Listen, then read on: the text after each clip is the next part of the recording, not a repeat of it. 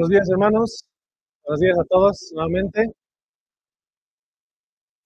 Bueno, nunca me ha pasado compartir antes de la semana, pero creo que es siempre es voluntad de Dios lo que nos pasa. Estamos en sus manos, Él tiene que dirigir nuestras vidas.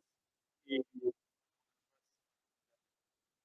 pero espero que hoy, antes de empezar con la enseñanza, quiero dar mi anuncio. Tenemos campamento en enero. Y, bueno, se va a financiar el campamento va a ser el 20, 21, 2, 4 de enero. Entonces, 2 días y medio vamos a estar con los niños. Y el día miércoles, que es feriado, los niños salen antes de mediodía. Los jóvenes después del almuerzo vienen al campamento y hasta el viernes. Tenemos pensado que asista por lo menos entre 30 y 50 en los niños y los jóvenes. Así que estamos planificando para esa cantidad. Siempre es a última hora que se anota, así que hemos puesto un plazo para que los que se inscriban en el mes de diciembre tengan que pagar los niños 170 y los jóvenes 180, que sería el descuento para ya hacer los planes, las compras y prever todo lo que necesiten. Y si no se inscriben en enero, digo en diciembre y siempre a última hora, entonces va a ser un costo mayor, que es para los jóvenes, para los niños, entonces, si vemos eso ya inscribidos casi. Inscritos algunos niños, así que vayan pensando, haciendo sus cálculos, presupuesto y invertamos en los jóvenes, en los niños para su formación. Vamos a orar, vamos a pedir a Dios que bendiga ese tiempo. Dios amado, Padre bendito, te damos gracias esta mañana. Gracias, Señor, porque te has gozado, Señor, en medio de la alabanza. Gracias porque tu Espíritu, Señor, se goza con nosotros cuando cantamos. Nos ayuda, Señor, a entender aún las letras y a poder considerarte a ti, Señor, en cada palabra. Podemos orar mientras cantamos, podemos considerarte a ti, Señor, en la letra. Y eso, Señor, nos ayuda a meditar en ti, Señor, en ponernos en contacto contigo. Gracias por ese tiempo de alabanza. Queremos pedirte, Señor, que ahora puedas hablarnos por medio de tu palabra, Señor. Gracias te doy esta mañana en el nombre bendito de Cristo Jesús. Amén. Muy bien, como introducción, vamos a decir que, ¿qué haces cuando agarras un libro nuevo? Y dice, te recomiendo que leas este libro. ¿Qué haces? Alguien que me pueda decir. No leemos libros, dice. Lo huele para ver a qué sabe. ¿Qué hace alguien? Dígame, por favor. ¿Qué hace cuando, hermana?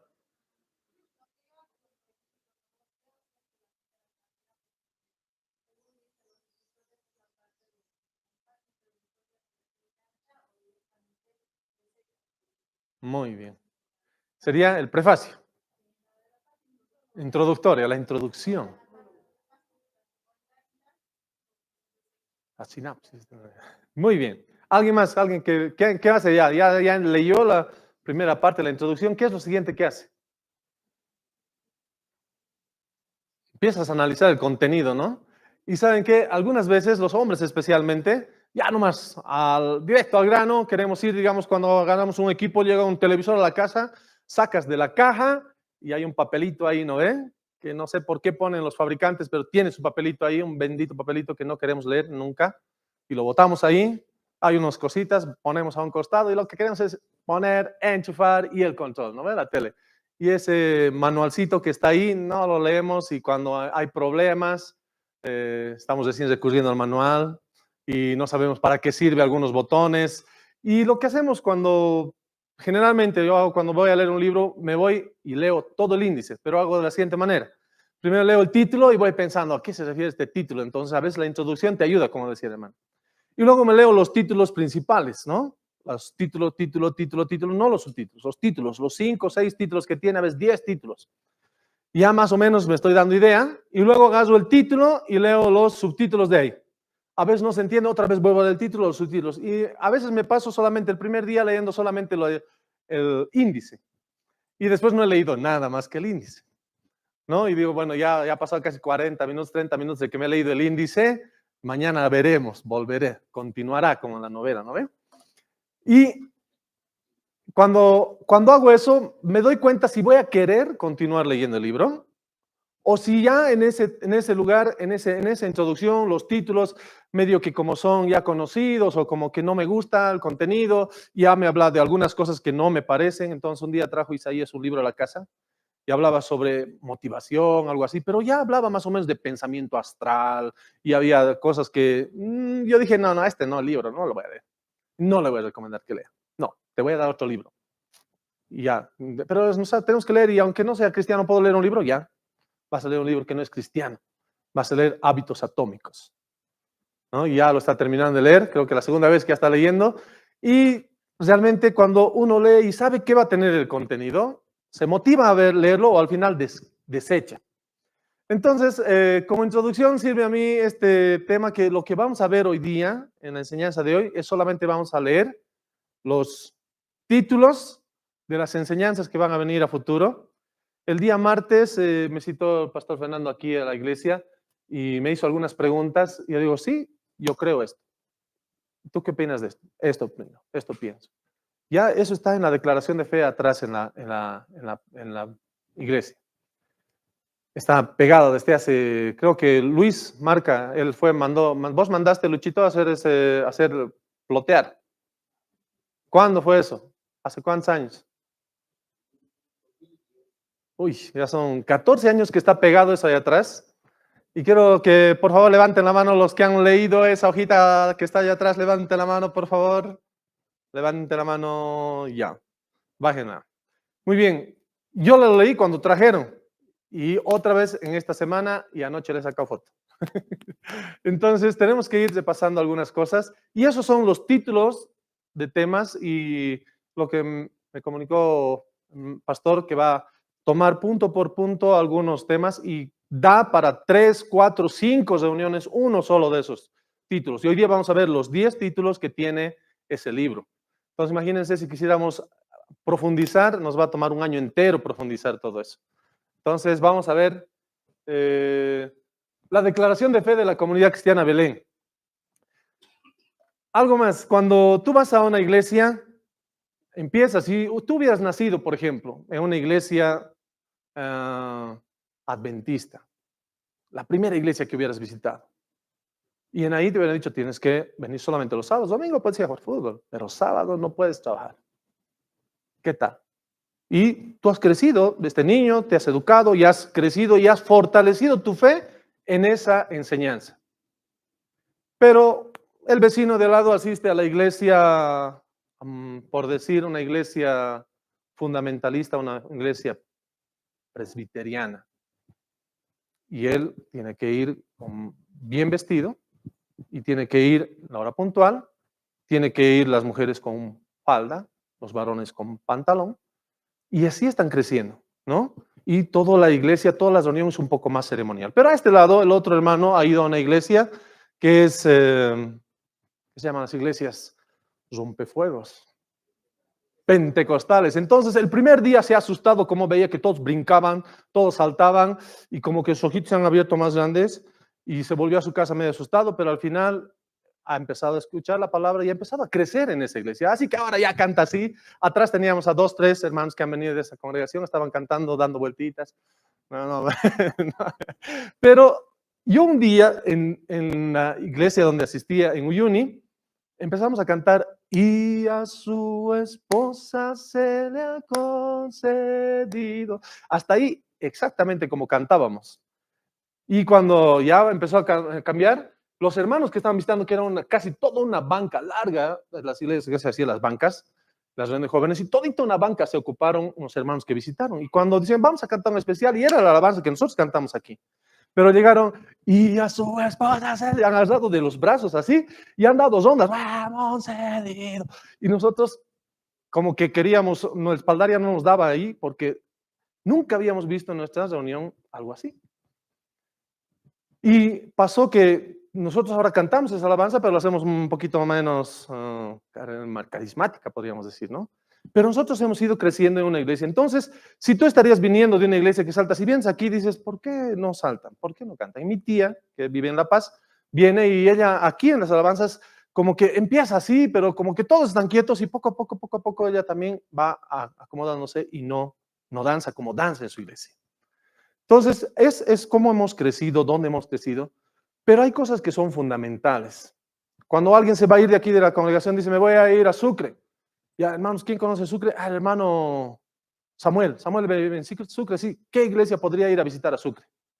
Porque va a estar ahí 2 meses. No puede ser que no se congrega. ¿A qué iglesia va a ir? ¿O a qué congregación? Iglesia sabemos como nosotros, ¿no? ¿A qué congregación va a ir? Entonces, hay una iglesia, sí, yo me acuerdo que hay una iglesia del pastor tal, y recomendamos así o no. ¿Rómulo? ¿Qué verdad? Renzo. Renzo, ya te cambié de nombre. Renzo, ¿por qué has venido aquí? Te he dicho, voy a ir a Cochabamba y él te dijo, puedes ir a esa iglesia, a ver si a esa congregación le conozco a Fernando, sé más o menos lo que enseña, ve ahí. ¿Por qué no te he dicho Florida, por ejemplo? Tal vez el hermano no conoce Florida o conoce Florida tan bien que no te mandó allá. Puede ser uno de dos, ¿no? O ¿por qué no te dijo, por qué no asistes a la casa del Padre?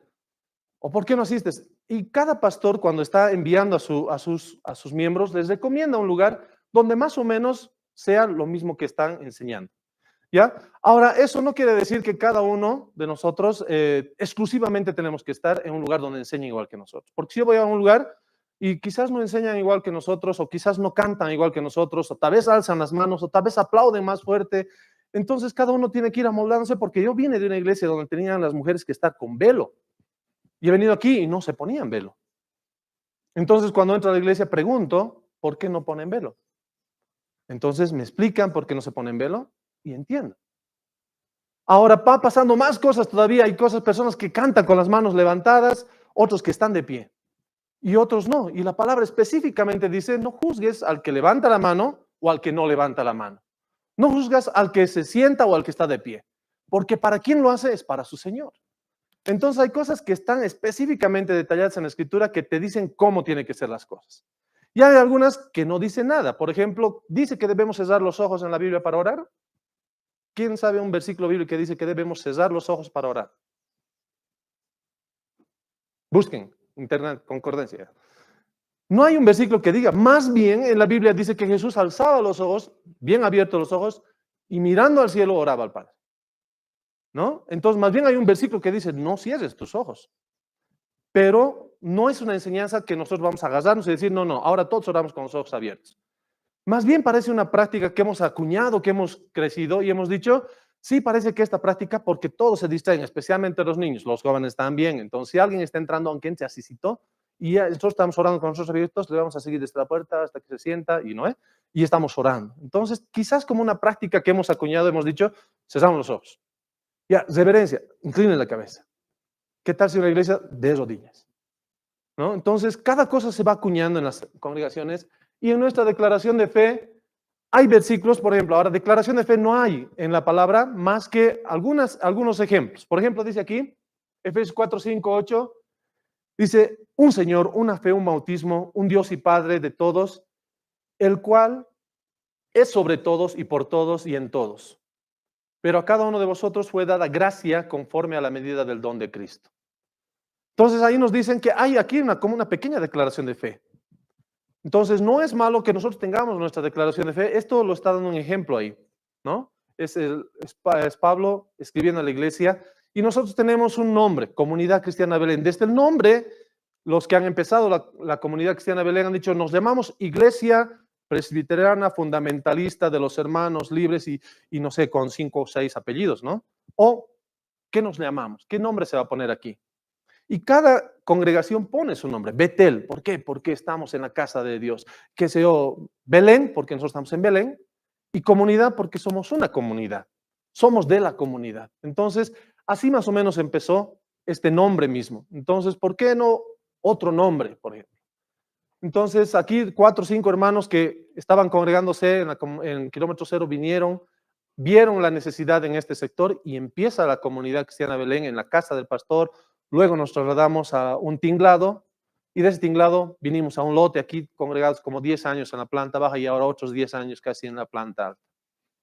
Entonces es un crecimiento que ha ido de a poco Y dice, la congregación de hermanos y hermanas de la comunidad cristiana Belén cree y practica los siguientes principios. Eso dice en la parte de atrás.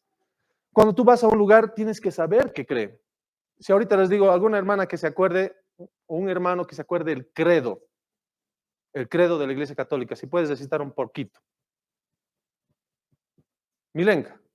Por favor, Chile. ¿Qué dice el credo de la Iglesia Católica?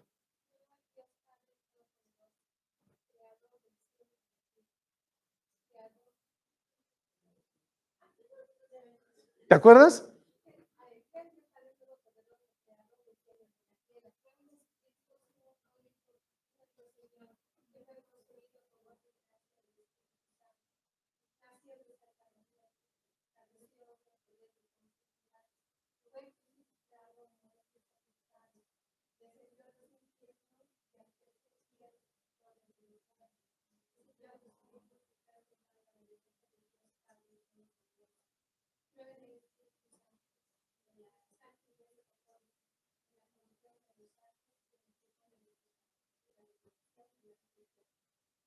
Muy bien, gracias. Un aplauso. No. Por su memoria, por su memoria. Algo que no les ha parecido de ahí, alguien que me diga, ¿qué creen que, digamos, no es bíblico? Creo en la Santa Iglesia Católica. Hay otro, dice, María siempre virgen. Y es contrario a la Escritura. Es contrario a la Escritura. Así que, como introducción, vamos a decir que para que nosotros tengamos un fundamento, tiene que ser como dice la Escritura. No puedo decir, nos vamos a inventar qué vamos a creer aquí, si no dice en esta palabra, es edificado sobre el fundamento de los apóstoles. Entonces dice, mire cada uno cómo sobreedifica, pero edifiquen Cristo, la piedra fundamental, y los apóstoles ya habían puesto cómo se va a dirigir la congregación. ¿Cómo va a empezar? Porque se empezaron a congregar y yo decía, aquí venimos con ropa más limpia. ¿Se acuerdan? En el tiempo de la iglesia primitiva tenían que ponerse ropa vieja para ir a la iglesia. ¿Por qué? ¿Alguien sabe? Se congregaban en las catacumbas. Entraban a pozas donde no les podían pescar que se están congregando, así que tenías que ir con ropa sucia. ¿Qué vas a ir con tu ropa nueva? Porque salías todo un desastre. No había luz, tenías que entrar con antorchas. Entonces, imitaremos a la iglesia primitiva y todos vienen con antorchas la siguiente semana y con ropa sucia. No. Vamos cambiando, vamos adecuándonos a nuestras circunstancias, pero no vamos a movernos del fundamento de los apóstoles, porque esa es la escritura misma. Ahora, ¿alguien conoce a este hermano? Se llama Francisco de la Cueva, y él dice, su papá era guardia de seguridad y lo mataron cuando él tenía 9 años. Su mamá empieza a buscar un lugar para trabajar y justo encuentra un convento donde se enclaustraban las personas. Entonces dice, con tu hijito ni modo, va a tener que entrar tu hijito a estudiar para ser cura. Entonces, a sus 18 años, él se ordena como sacerdote y hasta sus 28, él está enseñando griego, está enseñando hebreo, está enseñando latín y está enseñando doctrina a los católicos, a los que se van a ordenar. Él era un maestro dentro de la Iglesia Católica. Y entre lo que está leyendo, encuentra los fundamentos de la iglesia. Y no encontraba dónde estaba el confesionario. Y cuando busca y encuentra dónde está el confesionario, perdón, tiene que buscar en los escritos de la tradición católica. ¿Sí?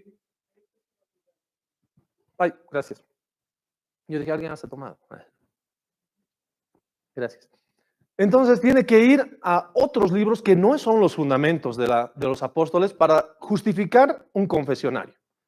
Luego justificar que tenía que absolverle de sus pecados un sacerdote ordenado, no puede cualquiera. Ni siquiera entre las órdenes uno inferior no puede absolver. Más todavía va buscando y encuentra una, otra y otra y otra. Entonces dice, ¿qué estoy haciendo aquí? Porque los fundamentos de la escritura son esas. 3 años después de que empieza a leer los escritos, empieza él a contradecir las cosas de la Iglesia Católica, siendo él el maestro que está enseñando. Entonces, escucha que llega un predicador y va y le pregunta, le manda una carta, le dice, ¿qué son de estas cosas? Le dice, Y extrañamente este hermano, este pastor, no le dice cámbiate de iglesia, deja tu iglesia, le dice estos son los fundamentos de los apóstoles. No le dice cámbiate de iglesia, no le dice tienes que protestar de tu fe. Ellos en ese tiempo lo llamaban protestantes y en ese tiempo, si alguien dejaba el ser cura o sacerdote, realmente lo perseguían hasta lo mataban. Entonces él cuando quiere dejar de ser, tiene que pedir una carta para salirse del país. Se va, casi como un engaño, se va a Inglaterra, está 3 años allá, se casa y tiene que volver allá porque no le permiten la enseñanza en el país donde estaba. Él dice, yo quiero volver a mi gente y enseñar en España. Él tiene que volver y 3 años le meten a enclaustrarle otra vez como al inicio para que le puedan permitir la Iglesia Católica que pueda renunciar a su fe para decir que quiere casarse, el celibato. Así es como pasó él y a sus 40 años, 50 años, hasta los 90 que ha vivido, 96 años que ha vivido, ha escrito libros respecto a la fe, respecto a la historia, respecto a la doctrina. Y él dice, yo conociendo griego, hebreo, latín, no sé si arameo, que es una letra muerta, empieza a enseñar cosas. Y él dice cómo uno tiene que empezar a salir de las cosas que están erradas. ¿Cómo? Dice, solo escritura. Entonces tenemos el primer fundamento que es las escrituras. Dice en atrás, yo lo voy a leer los títulos, vamos a ir viendo. Esa era la introducción, ¿han notado? Las escrituras. Yo voy a leer lo que está textual allá atrás y vamos a parafrasear algunas cositas y vamos a ir sacando enseñanza. Dice, las Sagradas Escrituras, o sea, la Biblia, compuesta por 66 libros en el Antiguo y Nuevo Testamento, son plena y verbalmente inspirados por Dios. Los documentos originales son sin errores. Esta palabra de Dios constituye la autoridad única y suficiente y para todo aspecto de fe, conciencia y práctica de la vida. Esta redacción no es bíblica, pero es extrayendo de la palabra. Podría decir más cosas, podría ser un texto de 5 hojas, pero lo han extraído así como más o menos lo que leyó el recitó. Y parafraseando algunas cosas, dice 66 libros. ¿Por qué? Porque los libros apócrifos no están en nuestra Biblia.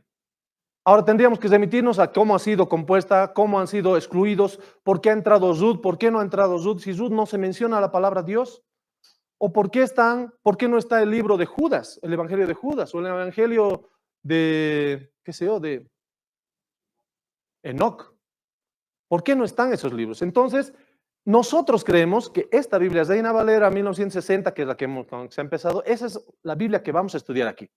Ahora, ¿qué tal si tú has nacido en la Iglesia Católica? Seguramente van a estar los apócrifos, Tobías, va a estar Macabeos, no que no hayan existido, solamente que es parte de la historia, que alguien ha escrito sobre eso, pero los que se han juntado para establecer el canon no consideraron esos libros porque algunas cosas eran contradictorias a la misma palabra de Dios. Entonces, los escritos originales no tienen errores.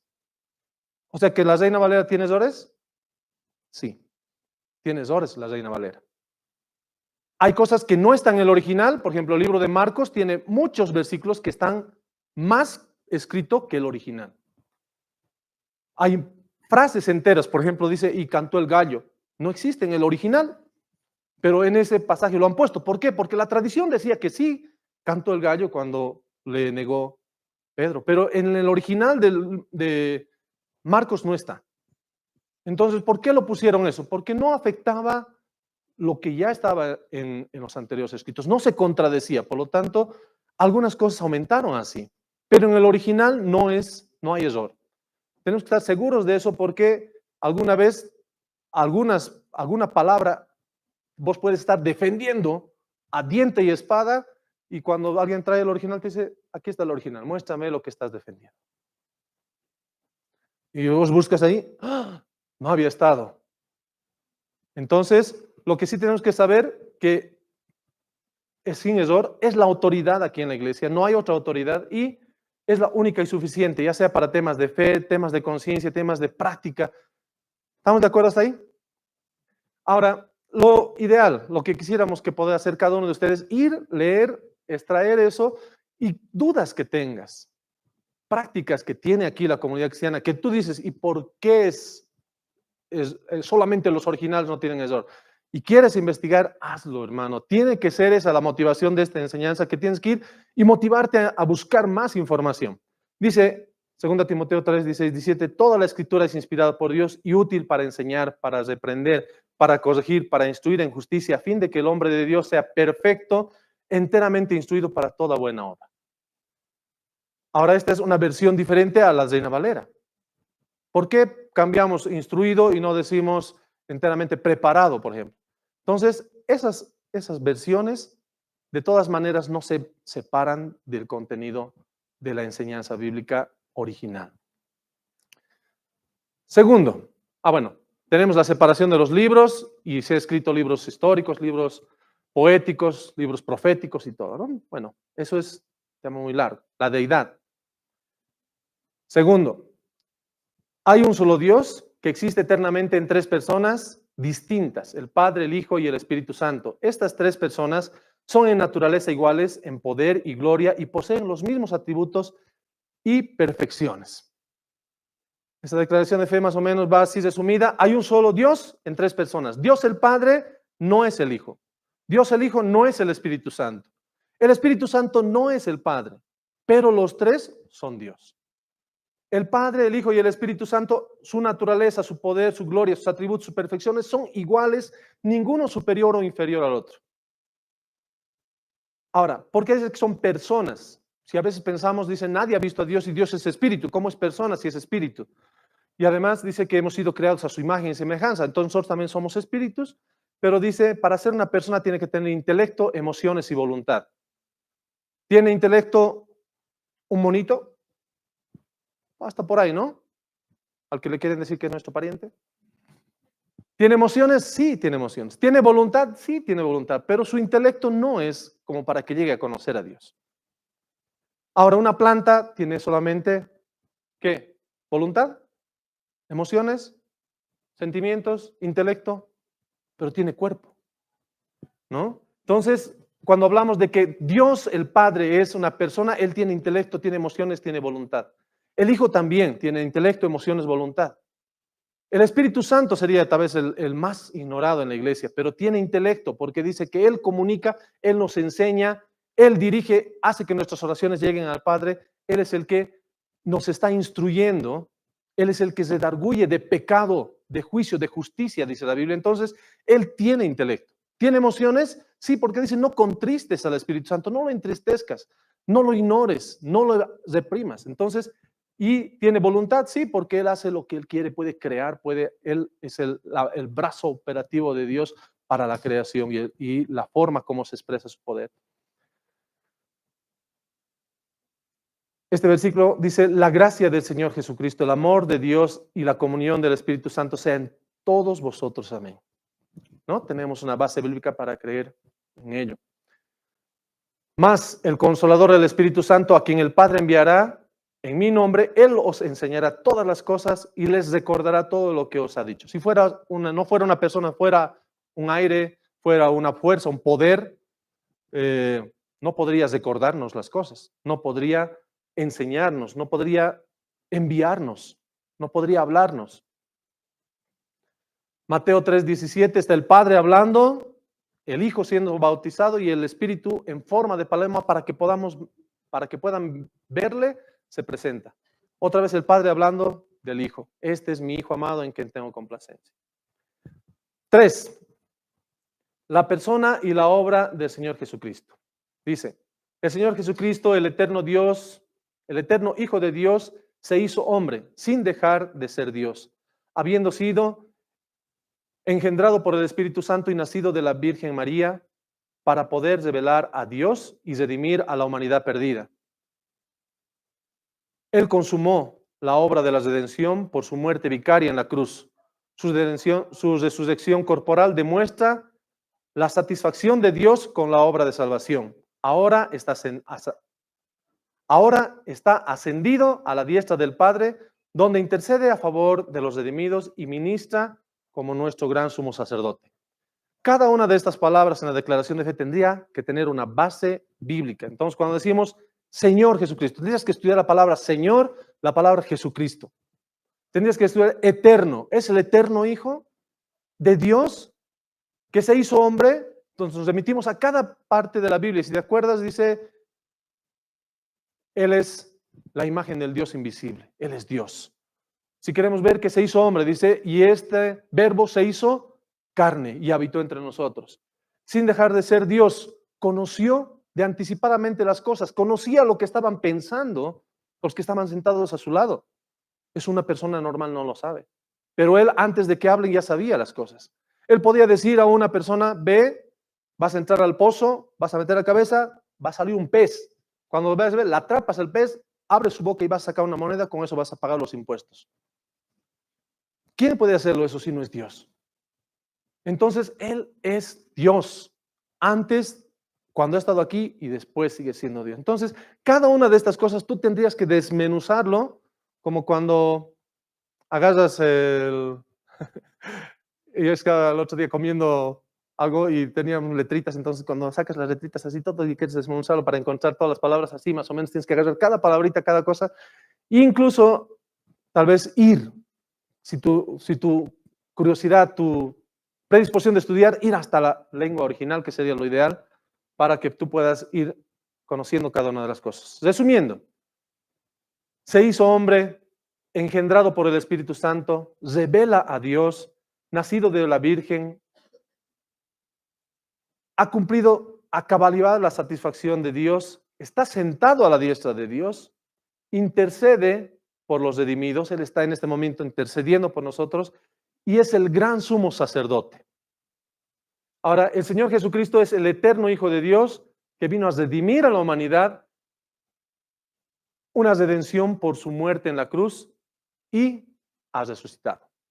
Ahora, esto no es todo, porque les digo, tendríamos que escribir un libro entero solamente sobre lo que es Jesús, o muchos libros, ¿no? Pero un resumen que nos ayudaría a entender cómo percibimos a Jesús aquí en la congregación sería esto. Versículos. Sépalo bien todo el pueblo de Israel, que a este Jesús a quien ustedes crucificaron, Dios le ha hecho Señor y Cristo. Si quieres estudiar la palabra Señor, Dios le hizo Señor.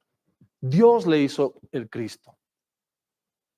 Colosenses 3, 1 al 3 dice, si pues habéis resucitado con Cristo, buscad las cosas de arriba donde está Cristo sentado a la diestra de Dios.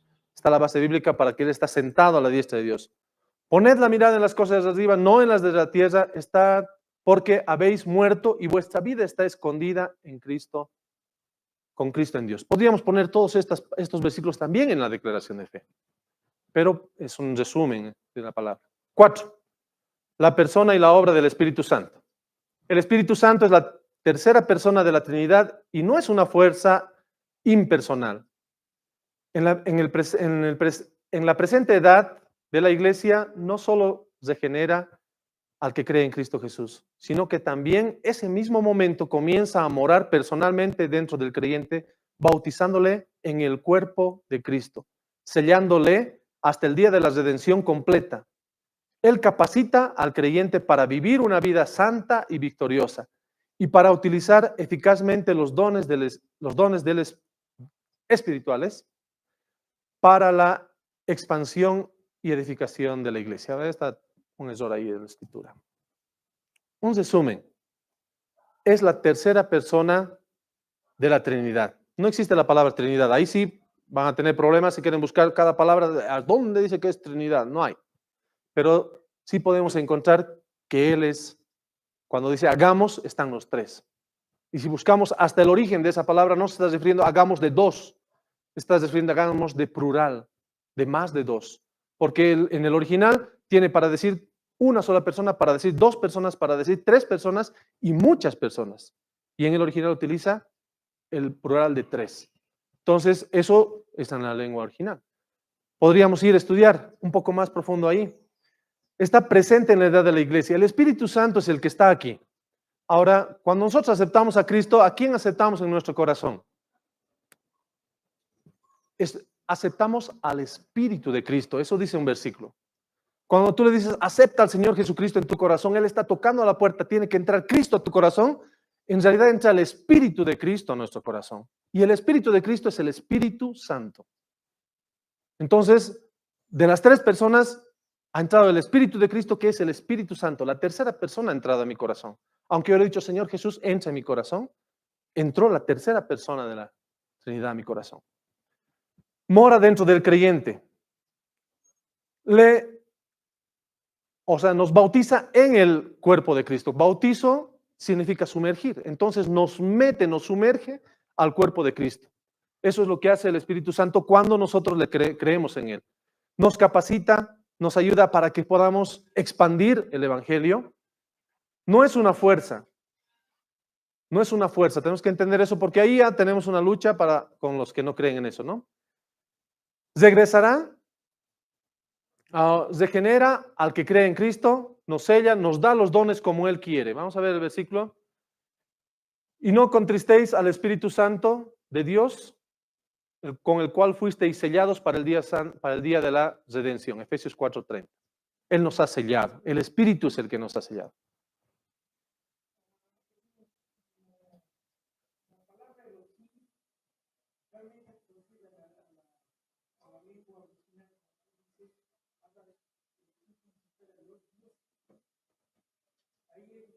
¿Dos? Los. A ver. Sí.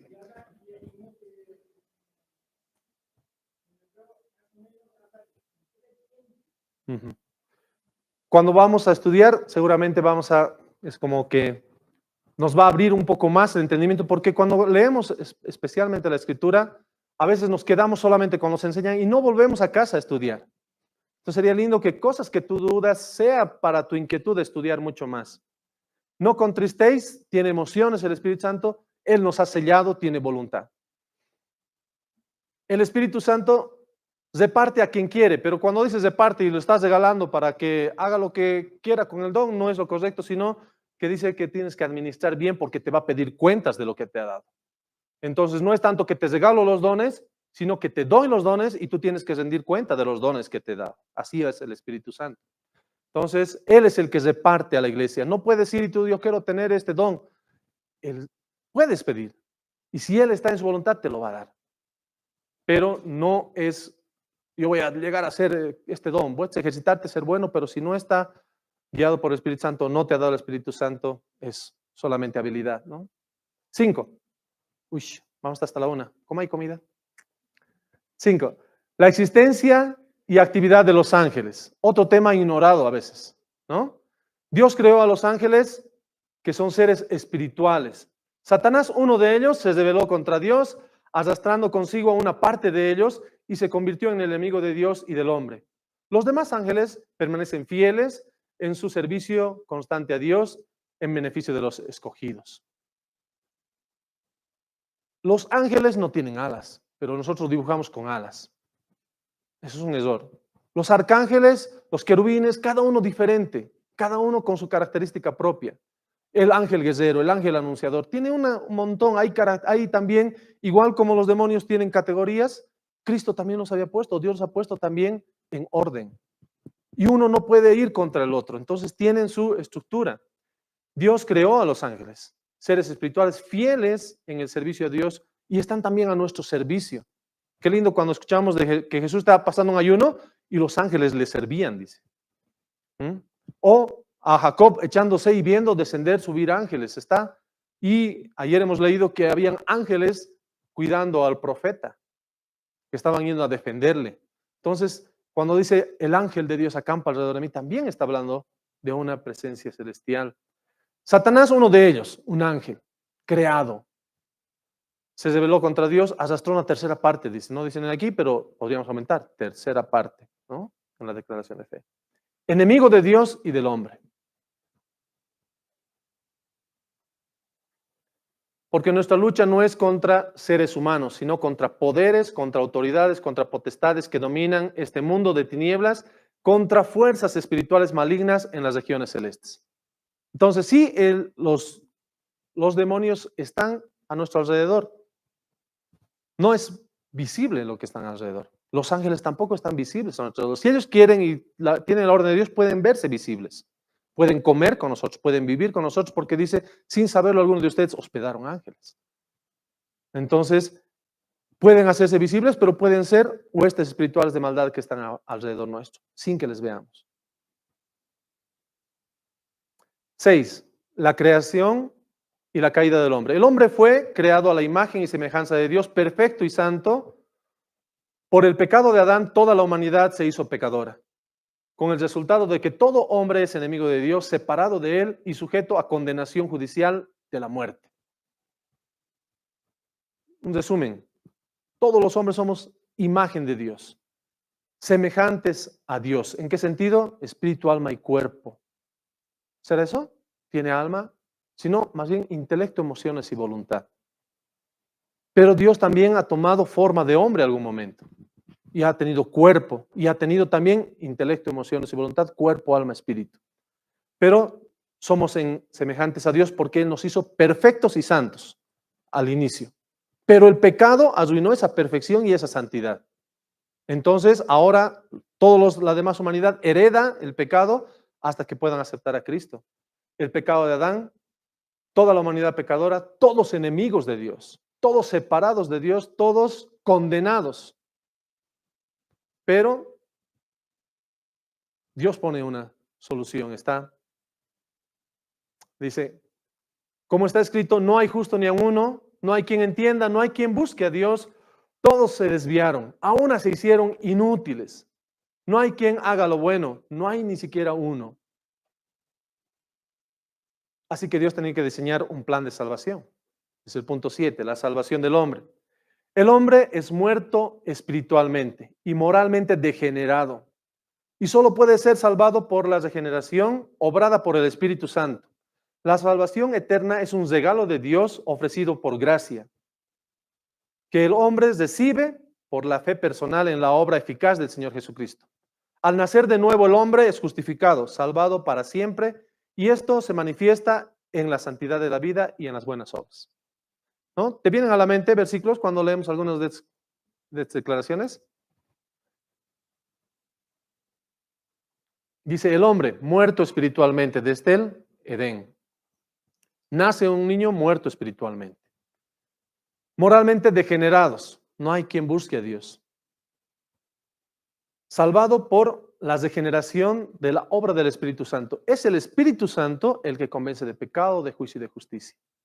Cuando tú estás hablando de Cristo a alguien, es el Espíritu Santo quien está trabajando en ese corazón, en esa vida. Salvado para siempre. ¿Dónde lo podemos ver?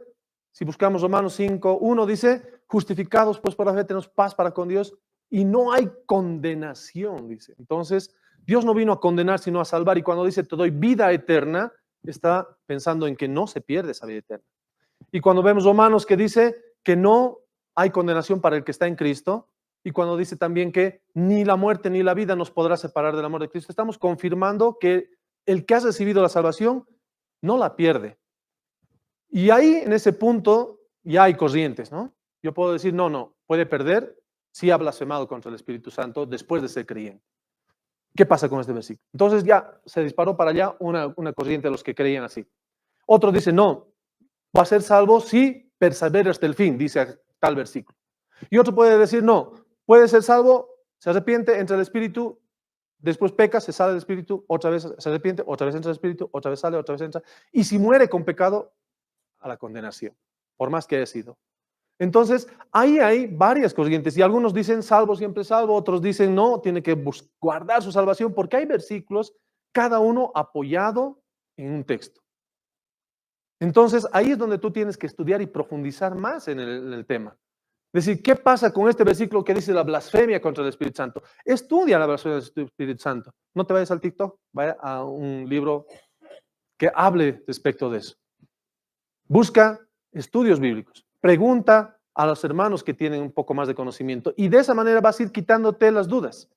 Y al final, aquí en la congregación está que todos son, el que ha aceptado a Cristo y tiene el sello del Espíritu Santo no va a perder su salvación. Puede llegar a ser un cristiano carnal, pero aún así es sellado. Aún así todo lo que ha hecho sus obras va a perder y va a entrar así como por fuego. Va a perder la obra que ha hecho, pero va a ser salvo, dice. Entonces, si tú tienes versículos que apoyen más otra corriente, tienes que estudiar y tienes que tener la certeza de cómo es tu fe, cómo es tu creencia respecto a lo que está enseñando la Escritura. Y aquí en la congregación tenemos esa línea, más o menos.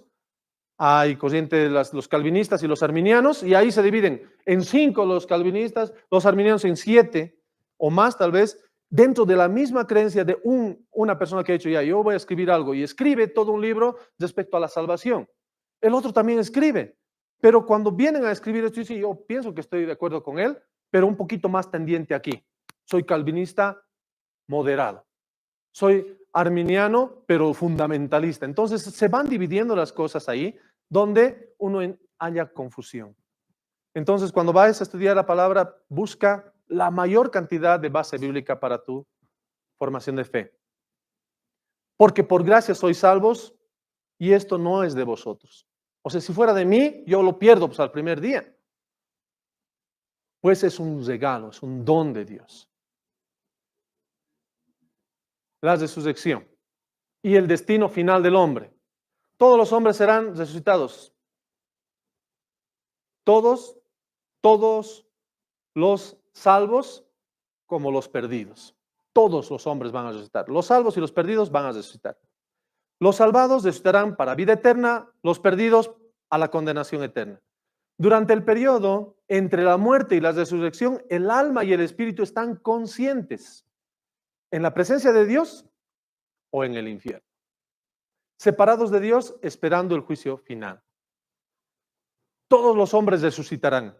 Hablando de la resurrección, hay también otros montones de corrientes que resucitan, no resucitan, en qué tiempos resucitan, pero la base es, van a resucitar los salvos y los perdidos. Los que han muerto sin Cristo ya no tienen opción de aceptar, aunque hagan misa, aunque piensen que estén en el purgatorio, y del purgatorio los sacamos a una segunda etapa y de ahí los salvamos, aunque sea por... No, no existe. Dice, porque está establecido para el hombre que muera una sola vez y después de esto el juicio. ¿Qué juicio? ¿Juicio para salvación o juicio para condenación? Nada se puede hacer después de la muerte. Los salvos resucitarán para vida eterna. No hay alguien que haya aceptado a Cristo, que ha muerto, que en el juicio le van a reprobar. No hay. No hay un perdido que ha muerto sin Cristo que cuando esté en su juicio dice, no, este parece que nos hemos equivocado, que vaya nomás y sea salvo. No hay. Ya no hay segunda oportunidad una vez que muere. Y durante el tiempo de espera de ese juicio y de la resurrección, están conscientes como tú y yo en este momento. De tal manera que en un pasaje bíblico dice, estoy atormentado.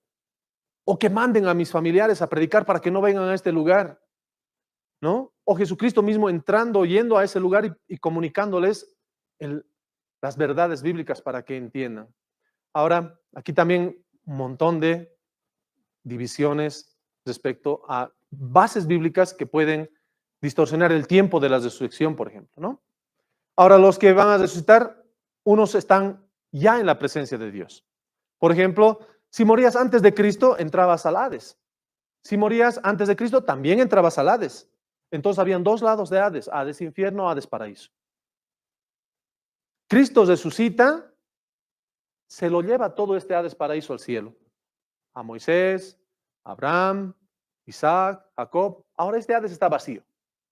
Pero este Hades infierno todavía sigue acumulando desde el inicio de la humanidad hasta el último día de la humanidad. Va a seguir acumulando. Entonces, hoy conscientes, Abraham, Isaac, Jacob están en el cielo. Cuando Jesucristo resucitó a Lázaro, los resucitó de este Hades. No estaba en el reino, los resucitó del Hades paraíso, como un paraíso. Pero ahora se los llevó cautiva a la cautividad y ahora están en el cielo. Los que mueren ya no van a ese Hades, no van al paraíso prometido que le dijo al que estaba al lado de la cruz. Al que murió al lado de la cruz, dice, hoy mismo estarás conmigo en el paraíso. Paraíso Hades. Pero a nosotros nos dice, mueres hoy y estarás en presencia de Cristo. Entonces muero y estoy con Cristo directamente en la morada celestial. Pero mi cuerpo quedó aquí, por eso hablamos de la resurrección. Unos están directamente en la presencia de Dios y los demás están esperando juicio ahí. Todos los que están en el Hades infierno, un día el Hades será tomado y será lanzado recién al lago de fuego, dice. Entonces ese Hades está esperando un juicio y recién van a conocer el verdadero infierno, aunque aquí son atormentados, dice. Porque no envió Dios a su Hijo al mundo para condenar al mundo, sino para que el mundo sea salvo por él. Y el que cree no es condenado, pero el que no cree ya ha sido condenado, porque no ha creído en el nombre del unigénito Hijo de Dios. Claro, ¿no? ¿Por qué dice ya ha sido condenado? Porque Dios tiene conocimiento de lo que va a pasar y sabe que van a rechazarle, sabe que cuando insistan, Él no va a querer aceptar a Cristo, entonces su condenación ya está marcada. Ahí, otra corriente, dicen, no, entonces Dios es el culpable de que se vaya, ¿por qué? Porque sabía que se iba a perder. Entonces, y otros dicen, no, tiene la oportunidad de aceptar. Entonces es porque el hombre tiene oportunidad de decidir. Es el espíritu que convence. Y si la persona tiene la decisión de aceptar o no, es su opción que puede tomar. Si no, seríamos como robots, ¿no? 9. La iglesia. La iglesia comenzó el día de Pentecostés, con la venida del Espíritu Santo. Está compuesta de todos los creyentes verdaderos en Cristo Jesús. Desde ese tiempo, estos creyentes son unidos a Cristo y el uno y el otro por el Espíritu Santo. Cada creyente espiritualmente es un sacerdote, capacitado para ofrecer sacrificios espirituales a Dios. La Iglesia Universal en su totalidad es conocida como el cuerpo de Cristo, cuya cabeza es Cristo, Cristo mismo, y sus funciones principales son las de glorificar a Dios y testificar el evangelio de la salvación de Cristo, hasta el regreso en las nubes, antes de la tribulación. La iglesia se hace visible a través de las iglesias locales, las cuales tienen gobierno propio, prácticamente autónomos, unidas espiritualmente y no por una oficina central. Así está redactado para aquí, para la comunidad cristiana Belén. Ahora, aquí varias iglesias dirían, no, nosotros tenemos nuestra central, nuestra iglesia matriz, nosotros somos célula. Eso ya es algo que ponen en su declaración de fe, no es contrario a la escritura. Por lo tanto, lo pueden poner. Pero si dices que la iglesia ya existía en el Antiguo Testamento, no, porque ha nacido en Pentecostés. Dice, bueno, vemos el resumen. Comenzó el día de Pentecostés, compuesta por creyentes. No es creyente el que asiste, sino el que confiesa que Jesucristo es su Señor y Salvador y vive declarándole como su Señor. ¿Cómo sabemos que es salvo? Dice, no podemos saber. Ahí es donde viene el versículo, dice, deja que la cizaña crezca con el trigo. No puedes saber si es salvo o no es salvo. ¿Quién va a saber que es salvo o no es salvo? El día del juicio, el día de que venga Cristo, el día del arrebatamiento, van a ser arrebatados los salvos y los demás se quedarán. En otra etapa, los ángeles determinarán si son los que están siguiendo a Satanás o están yendo arrepentidos en la tribulación para conocer a Cristo. A ver, somos sacerdotes, dice. Eso es nuestra obligación. Nosotros como sacerdotes tenemos que servir a Dios. ¿Qué ha pasado en Pentecostés? Ha venido el Espíritu Santo. Y por obra del Espíritu Santo nosotros somos unidos a Cristo. Cristo es la cabeza. La Iglesia Universal glorifica a Dios, testifica el Evangelio, y la Iglesia Universal está esperando el regreso en las nubes. Esa sería la venida del Señor a recoger a su iglesia, no la segunda venida de Cristo. La segunda venida de Cristo es lo que está esperando Israel, que venga a reinar, a gobernar, a destruir a sus enemigos. Y esos son los dolores de parto que se está pasando en todo Israel. Eso está pasando en el Oriente, Medio Oriente. Pero nosotros no estamos esperando que venga Cristo a gobernar aquí. Estamos esperando que Cristo venga a las nubes a arrebatarnos a su morada. Entonces, dice, ¿cuándo va a pasar esto? Antes de la tribulación. Aquí también podemos ver 2, 3, hasta 5 formas de interpretar la palabra. Algunos dicen a la final trompeta, porque Tesalonicenses dice, y el Señor mismo con voz de mando, con trompeta de Dios, dará una orden y los muertos en Cristo resucitarán primero. Luego nosotros que hemos quedado seremos arrebatados juntamente con ellos en las nubes y recibiremos al Señor en el aire, en las nubes. Hasta ahí está bien. Pero dice trompeta. Entonces agarran Romanos y dice, a la final trompeta, el Espíritu vendrá y recogerá a su iglesia. ¿Cuál es la final trompeta? Nos remitiremos a Apocalipsis capítulo 7. La final trompeta es la séptima trompeta, la última trompeta que define exactamente 3 años y medio de la tribulación. O sea que nos va a recoger a los 3 años y medio de la tribulación. Vamos a estar en la tribulación, hermanos. Esa es la corriente que dice por un versículo y por la interpretación. Ahora, si hay más base bíblica para que tú creas que va a ser antes de la tribulación, porque dice, mis hijos no verán condenación. No es salvado para que sean condenados. Ahora, hay todo un capítulo de tribulación que habla que vamos a pasar. Esta leve tribulación y la tribulación y la tribulación, pero está hablando del tiempo presente. No está hablando de nuestro futuro sufrimiento. Más bien estamos esperando a Cristo que venga. Dice, vendré otra vez y os tomaré a mí mismo. ¿Qué va a tomar? Va a tomar al Espíritu Santo que está dentro de nosotros y tomará para que donde yo estoy, ustedes también estén. Entonces, si Él va a estar en el cielo, ¿cómo voy a estar yo la mitad de la tribulación aquí o toda la tribulación? Entonces, si el Espíritu va a ser retirado de aquí de la tierra, ¿cómo me voy a quedar yo? Sin el Espíritu me quedaría en la tribulación. Hay dudas, hay preguntas que tú tienes que hacerte, hermano. Y tienes que responderte con la palabra. Y aquí en la comunidad, por la base bíblica y por los estudios que se tienen,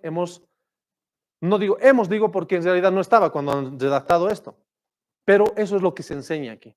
Y eso es lo que tenemos que ir acuñando y tener que ir a profundizar en la escritura en esos puntos.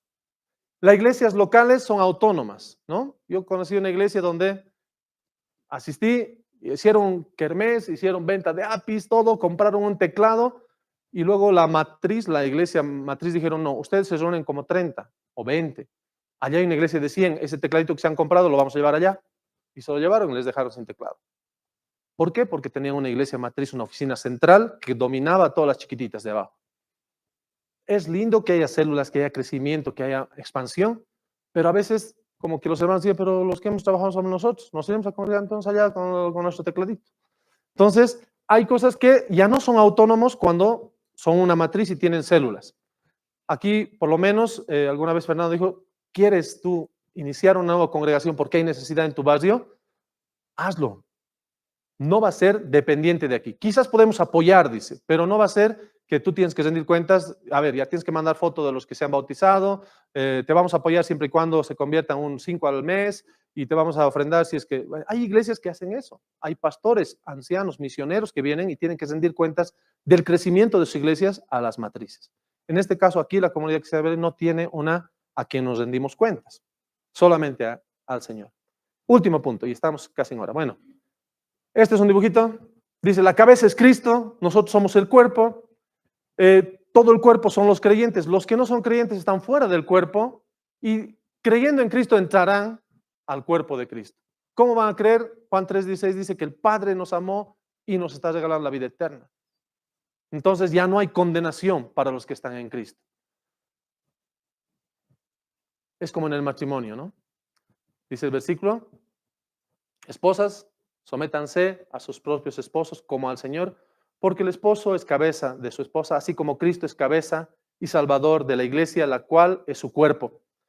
Y cuando decimos que Cristo y Dios, el Hijo y el Padre, no son uno superior que otro, así la esposa y el esposo, ninguno es superior el uno al otro. Así como que Cristo dice, yo me voy a someter al Padre, voluntariamente, no es que el Padre le somete, sino dice, yo me voy a someter al Padre y voy a hacer lo que Él dice y lo que voy a hacer, lo que voy a comunicar, es lo que Él me va a decir que haga.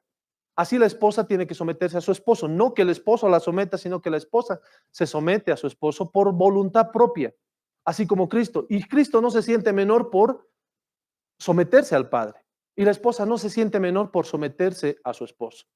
Y no por eso el esposo se va a sentir superior, sino más bien que tiene más responsabilidad y tiene que rendir cuentas por su familia más. O sea que más bien estar bajo la cobertura del esposo da un descanso, un alivio a la esposa y a los hijos, porque hay alguien que va a cuidarles y alguien que va a rendir cuentas por ellos. Al igual como que el pastor rinde cuentas por la grey y por la iglesia, dice. Último, las ordenanzas de la iglesia. Las ordenanzas o mandatos que el Señor Jesucristo dio a la iglesia son el bautismo por inmersión y la cena del Señor. Terminando ya. Las ordenanzas. Hay dos ordenanzas básicas que debe cumplir la iglesia. Ahora dice que debemos ir a ser discípulos. Pero cuando habla de la ordenanza de ir y bautizar en el nombre del Padre, del Hijo y del Espíritu Santo, específicamente da la iglesia. Pero eso será sumersión. Hay iglesias que creen que pueden esparcir el agua y están bautizados. O echarles con la mano y están bautizados. Nosotros no creemos en eso. Creemos, como dice, la palabra misma original dice que se sumerge. Entonces sumergimos en agua para el bautismo. Si no hay sumergión, si digamos alguna vez hemos visto, a medias nomás estaba bautizado. Como que faltaba un poco y hasta adentro, ¿no? Ya ha habido un caso en las fotos, sale, que ya se estaba saliendo, ya estaba por respirar y nada adentro, ¿no? Y casi se va directa hasta Dios. Pero salió asustada así porque tenía que entrar adentro, si no decir, no, vamos adentro otra vez, ¿no? ¿Qué? No porque no quedó bien bautizada, sino porque estamos haciendo figura de lo que pasó con Cristo. A Cristo no medio lo mataron, ¿no? Murió. Es figura de la muerte de Cristo. Entonces dice, vamos a meterle hasta adentro. Y si más o menos sentadito nomás, no. Haremos como el Señor nos ha mandado, que sea figura exacta de lo que ha pasado. ¿Te haces salvo? No. ¿Puedes participar de la cena aquí, en la comunidad cristiana de Belén, sin bautizarte? Sí. ¿Eres desobediente por no bautizarte? Sí. Pero también eres desobediente si no haces discípulos. Entonces, el no bautizarte y el no hacer discípulos están a la misma medida. Ambos están siendo desobedientes. No hay un grado de pecado más grande que el otro, a no ser que sea la ofensa contra el Espíritu Santo. Entonces, como no hay diferencia, si tú has aceptado a Cristo y todavía no has tenido oportunidad de bautizarte, puedes participar de la cena. En otras iglesias no, donde yo asistía al comienzo no. Así que agarraba la copa, como era una sola copa para 300 o 100 por lo menos, pasaba la copa, porque no estaba bautizado. A mis 14 años me bauticé, entonces agarraba y un sorbito chiquito y pasaba la copa. Entonces, eso podías hacer solamente hasta bautizarte. Entonces aquí no, porque dice, bueno, los pecados no son, pero eso está en la Biblia que dice que debe participar de la cena solamente el que está bautizado. No, entonces como no hay una evidencia bíblica, no está mal el que dice, vamos a esperar a que te bautices para que tomes la cena. Y aquí que digan, si tú eres salvo, estás seguro de que tienes a Cristo, puedes participar. La cena del Señor no es, en la palabra no existe la Santa Cena, no existe la palabra santo antes de la cena. Algunos lo llaman Santa Cena, no está mal, pero lo que aquí se practica es más decir, más el énfasis va a ser el Señor, más que la cena misma, ¿no? Incluso los símbolos son para que nosotros traigamos a nuestra mente que estamos pensando en Cristo. Los símbolos no son santos. El pan no es santo, una pecadora lo ha hecho el pan. El vino, tal vez un bebedor de vino empedernido de ahí que está borrachando a toda la gente de su pueblo, él nos ha vendido el vino. Pero no son santos, pero nosotros pensamos en Cristo, en el santo, con esa figura que nos ha dejado Cristo. Algunos piensan que se vuelve el cuerpo de Cristo, que se vuelve el cuerpo. Entonces, en mi iglesia donde estoy antes, si se caían las migas es como estás haciendo caer el cuerpo de Cristo. Se coja las migas, las miguitas, porque es el cuerpo de Cristo, ¿no? Entonces, hay que tener cuidado que no, ya también la enseñanza bíblica no se vaya a disparar a hacer legalismo. Y es fácil llegar al legalismo porque encuentras una base bíblica y te quieres cesar en esa base bíblica y después te vuelves legalista. O ya también abres tanto para que todos crean lo que quieran y se vuelve liberal. Entonces, ya se pierde lo que dice que Dios es un Dios de orden. Vamos a terminar. Y les dijo Dios, id a todo el mundo y predicad el evangelio a toda criatura, y el que cree y fuere bautizado será salvo, mas el que no creyere será condenado. Aquí debería decir, el que no creyere y no fuere bautizado será condenado. Quitó la palabra bautizado porque solamente para creer en Cristo para ser salvo solamente se quiere creer.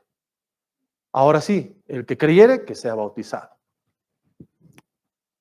Y habiendo dado gracias, lo partió y dijo, tomad, comed todos de él, es mi cuerpo que por vosotros es partido, haced esto en memoria de mí. Lo ordena el Señor. Ahora, el desafío es, estad siempre preparados para presentar defensa con mansedumbre y reverencia ante todo aquel que demande razón de la esperanza que hay en vosotros. En mi trabajo, una de las chicas que trabaja conmigo me preguntó, ¿y ustedes qué creen respecto a esto? Tengo que estar preparado. Es decir, yo, por medio de lo que está escrito en la Biblia, creo esto. ¿Tú qué crees? Ah, no, a mí me han enseñado que es así. Ya, entonces, tú crees lo que otra persona cree, no lo que tú crees. Tú crees lo que te han enseñado. No estás segura de lo que crees. Por eso es que es necesario que nosotros vayamos, saquemos foto aquello, podemos tener la certeza de que vamos a desmenuzar todo lo que está ahí para tener certeza de lo que se cree. Ahora aquí son 10, podrían ser 50 cosas. ¿Eso quién lo define? Tú mismo. Cuando vas en la Biblia vas definiendo cosas, pero dentro de la congregación hay un liderazgo que define cómo están las cosas para enseñar aquí. Entonces, si yo estoy en desacuerdo en algo, tengo que ir afinando mis ideas para ir contribuyendo en la obra del Evangelio. Ahora, sí es fundamental que te está hablando de algo que tú no puedes aceptar como que, no, está mal esta iglesia, me voy a quedar aquí hasta que cambie, o voy a persistir en que cambie esta. Es ir contra lo que se está edificando la iglesia aquí. Por lo tanto, a veces eso causa fricción. No digo que no debe haber fricción, tiene que haber fricción, pero que no cause división, que no cause que el hecho de que tú creas más o menos en algún sentido, porque tú tienes la base bíblica, que ayude a edificar la iglesia, porque para eso te ha dado don Dios, para edificar. Entonces tiene que construir, tiene que edificar, ¿no? Entonces, digo, si no es tan fundamental como que por decir, está hablando de la salvación, que está hablando de que si yo voy a una iglesia y dice que tengo que ser bautizado para ser salvo, pues no me congrego ahí. Y si dice en la iglesia que era donde existía mi hermano que tenía que ser bautizado, no bautizamos aquí. O la otra iglesia de mi hermana donde dice que pueden cantar solamente cánticos que sean hebreos o hacer las prácticas de los hebreos actualmente. Entonces cada uno tiene que decidir si va a seguirse congregando. ¿Para qué? Para fortalecer su vida, para apoyar la obra, para apoyar el crecimiento. Y realmente eso es lo que vamos a hacer. ¿Tú qué dirías dónde deben congregarse? Si tú estás fuera, ¿dónde mandas a una persona para que se congregue aquí en Cochabamba? Dirías, quiero que vayas a congregarte a la comunidad cristiana de Belén, porque la doctrina es así, esto es lo que creen. O le dirías, no, mejor a otro lado, aquí está la doctrina más correcta. Entonces, eso es lo que tenemos que pensar cuando nosotros vemos esta declaración de fe y decir qué está más cerca de todas las prácticas bíblicas. Y en verdad, cada cosa que está aquí tiene su apoyo bíblico, ¿no? Solamente la palabra Trinidad no está en la Biblia. Y quizás algunas otras, pero tenemos que nosotros ir desmenuzar. ¿Oramos? Padre Santo, Dios bendito, rogamos, Señor, que tu Espíritu Santo pueda poner paz en nuestros corazones, Señor, al escuchar, Señor, todo lo que vamos a creer y practicar aquí en la comunidad, Señor. Que pueda traer convencimiento, Señor, de que lo que creemos es basado en tu palabra, Señor. Queremos apoyar, queremos trabajar, Señor, aquí en la comunidad para que puedan venir muchas más personas y crean, Señor, en tu Hijo bendito. Que puedan llegar al conocimiento de la verdad, Señor. Queremos comunicar lo que nosotros creemos, Padre, y vamos a defender también lo que creemos, Señor, pero con mansedumbre, como dice tu palabra, Señor, manteniendo la paz entre los hermanos, Señor. Padre bendito, bendice a cada uno de mis hermanos, bendice, Señor, lo que hemos aprendido y podamos salir convencidos, Señor, de que tu palabra permanece para siempre, Señor. Las ideas, los pensamientos de los hombres, Señor, se desvanecen, pero tu palabra es eterna y permanece para siempre, Señor. Te doy gracias en nombre bendito Cristo Jesús. Amén. Amén. Bien, hermanos.